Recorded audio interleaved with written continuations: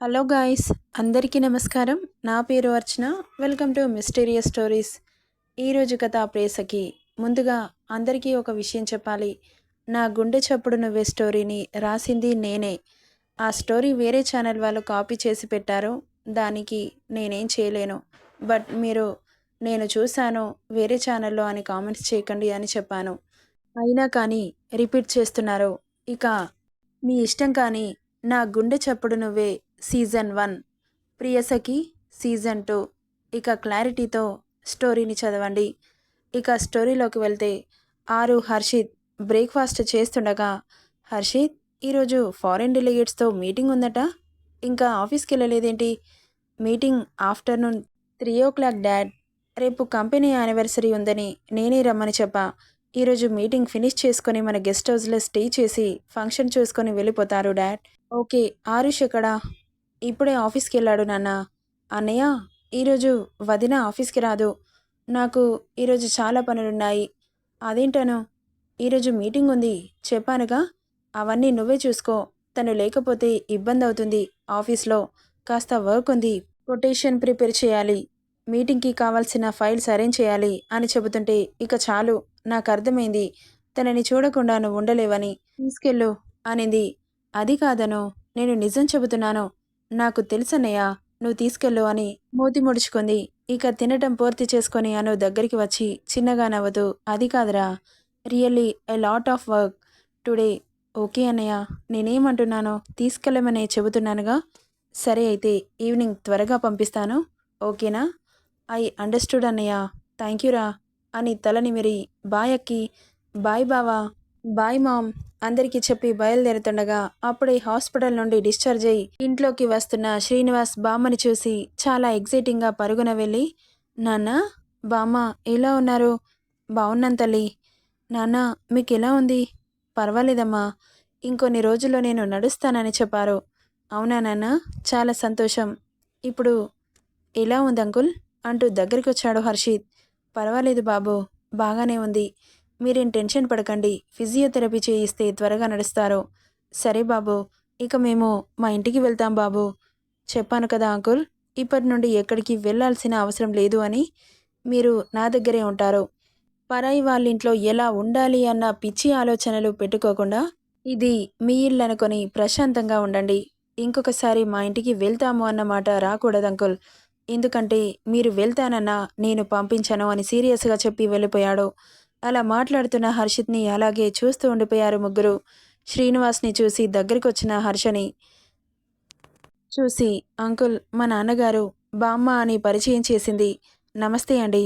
నమస్తే సార్ అని ఏదో గుర్తొచ్చిన వాడిలా, మిమ్మల్ని ఎక్కడో చూసినట్లు అనిపిస్తోంది అన్నాడు శ్రీనివాస్. అతను అలా అనగానే చిన్నగా నవ్వి, ఆరు, నీకు ఆఫీస్కి లేట్ అవుతుంది కదా, వెళ్ళు అన్నాడు. హర్ష, సరే అంకుల్. నాన్న, బామ్మ, నేను వెళ్ళొస్తాను అంటూ అక్కడి నుండి వెళ్ళిపోయింది ఆరు. చెప్పండి సార్, మిమ్మల్ని ఎక్కడో చూసినట్లుంది. హా, మీరు హెచ్విఆర్ కాలేజ్లో లెక్చరర్గా వర్క్ చేశారు కదా సార్ అన్నాడు హర్ష. అవును, మీరు కాలేజ్ చైర్మన్ కొడుకు హర్షవర్ధన్ రెడ్డి కదా అంటున్న శ్రీనివాస్ని నవ్వుతూ చూస్తూ, అవును సార్, నేనే అన్నాడు హర్ష. ఎన్నేళ్ళవుతుంది సార్ మిమ్మల్ని చూడక? మీకు చాలా రుణపడి ఉంటాను సార్. అప్పట్లో నా ఫ్యామిలీ ప్రాబ్లమ్స్లో ఉంటే చాలా హెల్ప్ చేశారు. ఇప్పుడు కూడా ఈ అనాథలను చేరదీస్తున్నారు అంటున్న శ్రీనివాస్ని, నోనో, మీరు అలా అనుకోకండి. నా కొడుకు మీ అమ్మాయిని ప్రేమిస్తున్నాడు. సో ప్రేమించిన అమ్మాయి కోసం ఆ మాత్రం చేయకపోతే ఎలా? అయినా ఇందులో పెద్దగా మీరు ఫీల్ అవ్వాల్సిందేమీ లేదు. మీ కూతురు మాకు చాలా బాగా నచ్చింది. చాలా బాగా పెంచారు. అంతా మీ అభిమానం సార్ అని ఏదో గుర్తొచ్చిన వాడిలా, నా కూతురు మొన్నే జాబ్లో జాయిన్ అయింది. అప్పుడే మీ అబ్బాయిని చూసింది. అంతలోనే అంతగా ఎందుకు ప్రేమించాడో నాకు అర్థం కావట్లేదు. నా కూతురు కంటే చాలామంది అమ్మాయిలు డబ్బున్న వాళ్ళు చాలామంది ఉన్నారు. అయినా నా కూతుర్ని ప్రేమించడం ఏంటి సార్? హా, నా కొడుకు మొన్న చూసినప్పటి నుండి ప్రేమించడం లేదు. వాడు చిన్నప్పటి నుండి మీ కూతురికి అడక్ట్ అయ్యాడు. ఆమె కోసమే మా అందరినీ వదిలి బాంబే వచ్చాడు.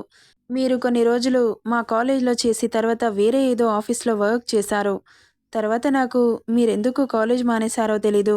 వాడు లవ్ చేస్తుంది మీ అమ్మాయిని అని కూడా తర్వాత తెలిసింది. అలా తెలిసిన తర్వాత మీతో మాట్లాడాలని అనుకున్నాను. అప్పటికే మీరు ఊరు వదిలి వెళ్లారని తెలిసింది అంటూ చెబుతున్న హర్ష మాటలకి షాకింగ్గా చూస్తూ ఉండిపోయాడు. అవునా? అంత చిన్నప్పటి నుండి నా కూతుర్ని లవ్ చేస్తున్నాడా అని అయోమయంగా అంటుంటే, అవును, మీ కూతుర్ని ఎప్పుడైతే చూశాడో అప్పటి నుండి వాడు మనిషిలా లేడు.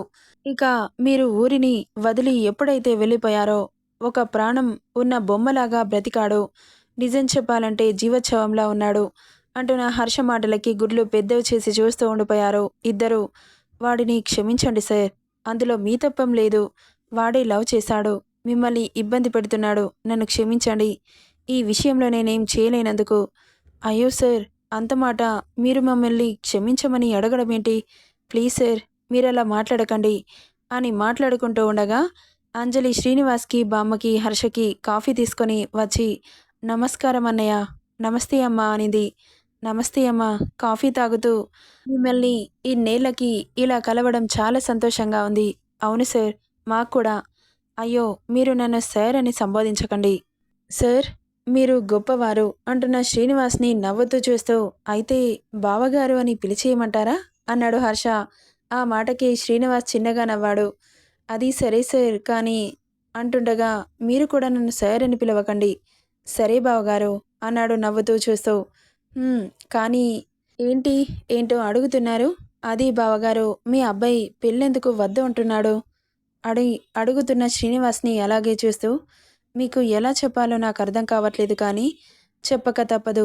పెళ్లి చేసుకోను అనడానికి పెద్దగా రీజన్స్ ఏమీ లేవు, కానీ అది అక్కడ ఉంది చూశారు, తను నా బామ్మర్ది కూతురు. ఆ అమ్మాయి నా కొడుకుని బాగా లవ్ చేసింది. ఆ విషయం వాడికి కూడా తెలుసు, కానీ మీ అమ్మాయిని లవ్ చేస్తున్నాడు అని తెలిసినా కానీ మా వాడిని ప్రేమించింది. ఆ అమ్మాయి ఎంత ప్రేమించిందో వాడికి ఎప్పుడూ చెప్పలేదు. వాడే తెలుసుకున్నాడు. ఒకరోజు అడిగాడు కూడా. అప్పుడు కూడా బయటపడలేదు. ఎందుకంటే ఆరుని లవ్ చేస్తున్నాడని అక్షయ్కి తెలుసు కాబట్టి. నేను కూడా ప్రేమిస్తున్నానని చెబితే బాగోదు బావా, తప్పుగా అర్థం చేసుకుంటాడు అని ఆమె మనసులోనే సమాధి చేసేసింది. కానీ అని ఆగిపోయాడు. హా, కానీ మా బామ్మర్ది వాళ్ళు యుఎస్లో ఉంటారు. వాళ్ళతో వెళ్లకుండా మా వాడి కోసం ఇక్కడే ఉండి చదువుకుంటోంది. తన ప్రేమను చేతులతో చూయించేది, కానీ మాటల్లో ఎప్పుడూ ఎక్స్ప్లెయిన్ చేయలేదు. మా వాడు కూడా ఆరుని ప్రేమిస్తున్నాడు కదా, ఆమె కూడా ప్రేమగా ప్రవర్తించడం అర్థమయ్యి ఒకరోజు గట్టిగా అడిగితే చెప్పింది. ఇక తను లవ్ చేస్తుందని మనసు మార్చుకోలేం కదా. ఆమె పిచ్చి ప్రేమకి బాధపడ్డాడు. మర్చిపోమ్మని ఇంత బ్రతిలాడినా నువ్వు ఆరుని మర్చిపోతావా బావా? నేను కూడా నిన్ను చచ్చేంత వరకు మర్చిపోను. నేను నిన్ను డిస్టర్బ్ చేయను. నువ్వు హ్యాపీగా ఉండడం నేను చూడాలి. అప్పుడే నేను కూడా హ్యాపీగా ఉంటాను. నువ్వు నాకు దక్కవని నాకు తెలుసు. దానికి నేను ఎప్పుడూ ఫీల్ అవ్వలేదు. ఎందుకంటే నాది తప్పు లేదు కాబట్టి. అక్కి, నన్ను మర్చిపోయి నువ్వు వేరే అబ్బాయిని పెళ్లి చేసుకుని హ్యాపీగా ఉండడం నేను చూడాలి అంటున్న హర్షిత్ మాటలకి, బావా ప్లీజ్, నీకు తప్ప వేరే ఒకరిని ఊహించుకోలేను. నువ్వు అక్కకి ఎలా ఇచ్చావో నేను కూడా ఆ ప్లేస్ని నీకు మాత్రమే ఇచ్చాను. వేరే వాళ్ళని పెళ్లి చేసుకోవడం ఈ జన్మలో జరగదు. ప్లీజ్ నన్ను బలవంతం చేయకు. ఇంకోసారి ఈ టాపిక్ గురించి మాట్లాడితే నీకు శాశ్వతంగా దూరంగా వెళ్ళిపోతా అంటున్న అక్షయని షాకింగ్గా చూస్తూ ఉండిపోయాడు హర్షిత్. అప్పుడు ఫిక్స్ అయ్యాడు, నా కోసం పిచ్చిది లైఫ్ని స్పాయిల్ చేసుకుంటుంది, ఆమెను బాధ పెడుతున్న నేను పనిష్ చేసుకోవాలి అనుకున్నాడు. అప్పటి నుండి పెళ్ళి అన్న పదం వాడి మైండ్లో నుండి మనసులో నుండి తుడిచిపారేశాడు. నేను అడిగిన ప్రతిసారి మాట దాటిస్తూ వచ్చాడు. ఒకరోజు గట్టిగా అడిగితే అప్పుడు చెప్పాడు, అయినా తనకి నీ పెళ్ళికి ఏం సంబంధం? ఎలాగో అక్షయ ప్రేమని యాక్సెప్ట్ చేయలేవు కదా, ఆరుని బాధ పెడతావా? నో డాడ్, నేను పెళ్ళి ఒకటి చేసుకొని కానీ తనని లైఫ్ లాంగ్ కళ్ళలో పెట్టి చూసుకుంటాను. తనకి ఏ లోటు రాకుండా ఆమె ప్రాబ్లమ్స్ అన్నీ నా ప్రాబ్లమ్స్, ఆమెకు కష్టమన్న పదం కూడా తెలియకుండా హ్యాపీగా చూసుకుంటాను. నా ప్రేమ గొప్పది డాడ్. అలాగని ఏ అమ్మాయినా పెళ్లి చేసుకోకుండా నీతో ఎందుకుంటుంది? పెళ్లి చేసుకుంటాను అని చెబితే ఎవరైనా యాక్సెప్ట్ చేస్తారు. నేను పెళ్లి చేసుకోకుండా నా ప్రేమతో ఆమెంతలో ఆమె నా దగ్గరికి వచ్చేలా చేసుకుంటాను. అప్పుడు నేను సక్సెస్ అయినట్లు. ఈ ఆఫీస్, ఈ కెరియర్ ఇదంతా నా దృష్టిలో నథింగ్ డాడ్. ఆరు నేను పెళ్లి చేసుకోకున్నా నా దగ్గర ఉంటాను అని ఒక్క మాట చెబితే ఈ జీవితం మొత్తం ఆమెకే రాసిస్తాను. ప్రేమ అనేది ఒక నమ్మకం. పెళ్లి చేసుకుంటేనే నీతో ఉంటాను అంటుందా? ఆమెకు నా మీద నమ్మకం లేనట్లు. నమ్మకం లేని చోట కలిసి ఉండడం వేస్ట్ డాడ్. సో పెళ్లి చేసుకోకుండా నాతో వస్తానని చెబితే అప్పుడు నేను లైఫ్లో సక్సెస్ అయినట్లు. సెటిల్ అయినట్లు. ఏం మాట్లాడుతున్నావు హర్షిత్? సొసైటీలో వాల్యూ ఉంటుందా? I don't care dad. తొక్కలో సొసైటీ. మనకు ఒక రూపాయి అవసరం ఉంది అంటే ఒక్కడు ముందుకు రాడు. చూడండి, అసలు రాడు. అలాంటి సొసైటీ నాకు అనవసరం. నేను నా ఆరు హ్యాపీగా ఉందా అంతే చాలు. మిగతావన్నీ నాకు అనవసరం అని జరిగింది చెప్పాడు హర్ష. అవును, అది నిజమే. అతని కోసం ఆ అమ్మాయి జీవితాన్నే వదిలేసింది. ఇంత గొప్ప ప్రేమ. కానీ ఆ అమ్మాయి జీవితం అలా నాశనం అవుతుంటే బాధగా ఉంది. ఆ అమ్మాయికి ఏదో ఒకటి సర్ది చెప్పి పెళ్లి చేసుకునేలా చేయండి బావగారు అంటున్న శ్రీనివాస్ని చూసి, మీరేం టెన్షన్ పడకండి బావగారు, అంతా నేను చూసుకుంటాను. ఇప్పుడే హాస్పిటల్ నుండి వచ్చారు కదా, వెళ్ళి ఫ్రెష్ అయ్యి రండి బావగారు, బ్రేక్ఫాస్ట్ చేద్దాం అనగానే సరే అని ఫ్రెష్ అవ్వడానికి వెళ్ళారు. ఇక్కడ ఆరు కొటేషన్ ప్రిపేర్ చేస్తూ ఉంది. హర్షిత్ కూడా ఇంకాస్త వర్క్ పెండింగ్లో ఉండడంతో బిజీగా వర్క్లో మునిగిపోయాడు. బావా, ఫారినర్స్ ఎయిర్పోర్ట్లో ల్యాండ్ అయ్యారు. రిసీవ్ చేసుకోవడానికి నేను వెళ్తున్నాను. ఓకే ఆరుష్. ఇక అక్కడి నుండి బయలుదేరాడు హారుష్. ఆరు ఫినిష్నా? అయిపోవచ్చింది సార్. Okay, do fast. మీటింగ్కి కావాల్సిన ఫైల్స్ అన్ని అరేంజ్ చేసి పెట్టు. Okay sir. తనలా చెప్పడంతో ఫాస్ట్గా ఫినిష్ చేసి మీటింగ్కి కావాల్సిన ఫైల్స్ అన్ని అరేంజ్ చేసింది. Finish sir. ఓకే. అంతలో ఫారినర్స్ కూడా రావడంతో వాళ్ళని రిసీవ్ చేసుకుని ఆఫ్టర్నూన్ లంచ్ ఆఫీస్లోనే అరేంజ్ చేయించాడు హర్షిత్. లంచ్ ఫినిష్ అయిన తర్వాత కాసేపు రిలాక్స్ అయ్యారు. Let's start the meeting. Okay sir. అందరూ మీటింగ్ హాల్కి కదిలారు. 1.5 hours సాగిన మీటింగ్లో హర్షిత్ మీద ఒక మంచి ఇంప్రెషన్ ఏర్పడింది వాళ్ళకి. ఇక బాంబే విజిట్ చేద్దామని అనడంతో ఆరు, హా సార్, నువ్వు ఇంటికెళ్ళు, నేను ఫారినర్స్తో బయటికెళ్తున్నాను. నిన్ను వదిలి వెళ్ళడం ఇష్టం లేదు, కానీ అందరూ జెంట్స్ ఉన్నారు, వాళ్ళతో నిన్ను తీసుకెళ్లడం నాకు ఇష్టం లేదు. వాళ్ళు రాక రాక మన కోసం ఇండియా వచ్చారు కదా, బాంబేని విజిట్ చేద్దామనుకుంటున్నారు. సో అందుకు వెళ్ళాల్సి వస్తుంది. పర్వాలేదు సార్, నేను ఇంటికి వెళ్తాను. నీకు పర్వాలేదు, కానీ నాకు వెళ్ళాలని అనిపించట్లేదు. అదేంటి సార్, వాళ్ళంతలా అడుగుతుంటే తీసుకెళ్ళకపోతే ఏం బాగుంటుంది? అందుకే వెళ్ళాల్సి వస్తుంది. ఆరుష్ని పంపిస్తే ఆఫీస్ని ఎవరు చూసుకుంటారో? అయినా వాడిని పంపించడం బాగోదు. ఓకే సార్, పర్వాలేదు, నేను ఇంటికి వెళ్తాను. జాగ్రత్త. సరే సార్, మీరు కూడా జాగ్రత్తగా వెళ్ళండి అనగానే చిన్నగా నవ్వాడు. ఓకే సార్, నేను వెళ్తాను. అను నా కోసం వెయిట్ చేస్తూ ఉంటుంది. మార్నింగ్ మరీ చెప్పింది. Okay, you can go. Bye sir. Bye చెప్పాను. ఎందుకు సార్ అంటున్న ఆరుని సైడ్ స్మైల్తో చూస్తూ ఆమె చేయి పట్టి దగ్గరగా అనుకొని, నీకు బాయ్ చెబితే నాకు దూరం అవుతావేమో అన్న భయం. అదేంటి సార్, క్యాజువల్గా మనం బాయ్ అని చెబుతాంగా. అవును, బట్ నా వల్ల కాదు. ఒకటి అడుగుతాను, సూటిగా సమాధానం చెప్పండి. చెప్పు. నేనంటే అంత పిచ్చి ప్రేమ ఎందుకు? ఐ డోంట్ నో ఆరు, బట్ ఐ లవ్ యూ. అదొకటే తెలుసు. ప్రేమకి ఎందుకు ఏమిటి అని ఏం తెలియవు. ఎంత అని అడుగు, చూపిస్తాను, కానీ ఎందుకు అని మాత్రం అడగకు. ఆ క్వశ్చన్కి నా దగ్గర ఆన్సర్ లేదు. నన్ను వదిలి వెళ్ళవు కదా అన్నాడు ఆమె కళ్ళలోకి సూటిగా చూస్తూ. అతని చూపులకి తాళలేక కళ్ళు కిందకి దించేసింది. Look into my eyes అన్నాడు. ఆమె చుబుకం పట్టుకుని కిందకి చూస్తున్న కళ్ళని పైకి తెచ్చి చూస్తుంది. ప్లీజ్ చెప్పు, నన్ను వదిలి వెళ్ళవు కదా అన్నాడు ఆమె చేతిని పట్టుకొని. అతని కళ్ళల్లో ఏదో మాయ ఉంది.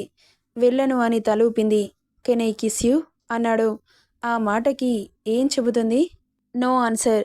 మౌనం అంగీకారం కాబట్టి, ఆమె ఒక ఆడపిల్లగా ఓకే అని చెప్పలేదు కాబట్టి అతని చొరవ తీసుకొని, ప్లీజ్ నువ్వు ప్రేమగా నాకు కిస్ పెట్టొచ్చుగా అంటున్న హర్షిత్ని కళ్ళు పెద్ద చేసి చూస్తోంది. ప్లీజ్ కిస్ మీ బేబీ అన్నాడు ఆమె చెవి దగ్గరికి వచ్చి. అతనలా అనగానే సిగ్గుతో బుగ్గలు ఎర్రబడ్డాయి ఆరుకి. ఆరు, డోంట్ బీ షై. ఇక్కడ నేనే కదా ఉంది, నా దగ్గర ఎందుకంత సిగ్గు? అయినా సిగ్గుపడితే చాలా బ్యూటిఫుల్గా ఉన్నావు. ఫస్ట్ టైం చూస్తున్నా నువ్వు సిగ్గుపడడం నాకు చాలా నచ్చింది అంటున్న హర్షిత్ మాటలకి పాపకి ఇంకా సిగ్గు ముంచుకొచ్చి అతని గుండెల మీద చేయి పెట్టి వెనక్కి తోసి అక్కడి నుండి వెళ్తున్న ఆరుని చేయి పట్టి అతని మీదకి లాక్కున్నాడు. అలా లాగగానే బాబు గుండెలకి బలంగా తాకింది. ఆమె నడుం చుట్టూ చేయి వేసి ఇంకాస్త అతి దగ్గరగా అదుముకొని, కిస్ మీ బేబీ ప్లీజ్. నాకు నీ ఇష్టంతో ఇచ్చే ముద్దుని ఆస్వాదించాలనిపిస్తోంది. ఇప్పుడు నేనే బలవంతంగా తీసుకుంటున్నాను. ఇప్పుడు నీ ఇష్టంతో నాకు ముద్దు కావాలి, లేకపోతే ఇక్కడి నుండి వెళ్ళనివ్వను. నేను వెళ్ళను అంటున్నా అతన్ని షాకింగ్గా చూస్తూ. సార్ ప్లీజ్ అనింది ఇబ్బందిగా. అతని గుండె లయబద్ధంగా వినిపిస్తుంటే ఆమెని ఏదో లోకంలోకి తీసుకెళ్తున్నట్లు అనిపించింది. ఏంటి ప్లీజ్? నేను ఈ సిటీ మొత్తం తిరగాలి అంటే చాలా ఎనర్జీ బూస్టర్ కావాలి. అది నీ దగ్గరే ఉంది. ఇచ్చావనుకో సైలెంట్గా ఇక్కడి నుండి వెళ్ళిపోతాను. లేదు అంటే ఇద్దరం ఈరోజు ఇలాగే ఇక్కడే ఉందాం. నీకు ఓకే అయితే నాకు డబల్ ఓకే. ఫారినర్స్‌తో ఆరుష్ వెళ్తాడు అంటున్న హర్షిత్‌ని షాకింగ్‌గా చూస్తూ ఉంది. ఆరు, నువ్వు ఎలా చూసినా ఇందులో మార్పు లేదు కానీ పెట్టేసేయ్, లేట్ అయిపోతోంది. కమాన్ బేబీ అన్నాడు. ఆమెకు భయంతో అలాగే చూస్తూ ఉండిపోయింది కానీ పెట్టట్లేదు. అయితే సరే, నువ్వు ఎంతసేపు ఇలా ఉంటావో నేను కూడా ఇలాగే ఉంటాను అంటూ ఆమె చుట్టూ ఉన్న చేతిని ఇంచు కూడా కదిలించకుండా ఐ కాంటాక్ట్ మిస్ అవ్వకుండా అలాగే చూస్తూ ఉన్నాడు.